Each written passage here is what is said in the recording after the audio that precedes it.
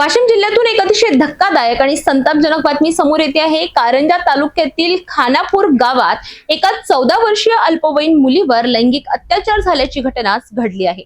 घराच्या अंगणातच हा नराधम कृत्य करत असताना पीडितेच्या वडिलांनी त्याला रंगे हात पकडले। या घटनेमुळे संपूर्ण जिल्ह्यात एकच खळबळ उडाली असून पोलिसांनी तातडीने पावले उचलत आरोपीला बेड्या ठोकल्या। वाशिमच्या कारंजा तालुक्यातील खानापूर गावात माणुसकीला काळिंबा फासणारी घटना 28 मार्चच्या मध्यरात्री घडली। मिळालेल्या माहितीनुसार शेजारील गावातील एक 19 वर्षीय तरुण या अल्पवयीन मुलीला भेटण्यासाठी रात्रीच्या सुमारास तिच्या घरी आला होता। रात्री 11 वाजेच्या सुमारास मुलीचे वडील आणि भाऊ झोपेतून जागे झाले असता त्यांना मुलगी खोलीत दिसली नाही। संशय आल्याने त्यांनी घराच्या परिसरात शोध घेतला असता घराच्या अंगणातच मुलगी आणि तो तरुण आक्षेपार्ह अवस्थेत आढळून आले। वडिलांनी आरडाओरड करताच आरोपी तरुणाने तिथून पळ काढला। घाबरलेल्या मुलीने आपल्या वडिलांना रडत रडत सर्व आपबीती सांगितली।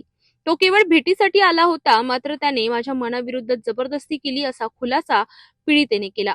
वडिलांनी वेळ न घालवता कारंजा ग्रामीण पोलीस ठाणे गाठले आणि तक्रार नोंदविली। पोलिसांनी घटनेचे गांभीर्य ओळखून तातडीने पथके रवाना केली आणि आरोपीला त्याच्या गावातून ताब्यात घेण्यात आले।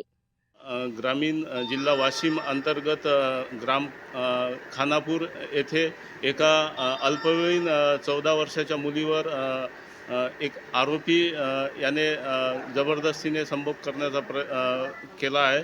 त्यावरून पीडितेच्या वडिलाच्या फिर्यादीवरून पोलीस स्टेशनला गुन्हा दाखल असून सदर गुन्ह्यातील आरोपी हा पोलिसांच्या ताब्यात असून अटकेत आहे।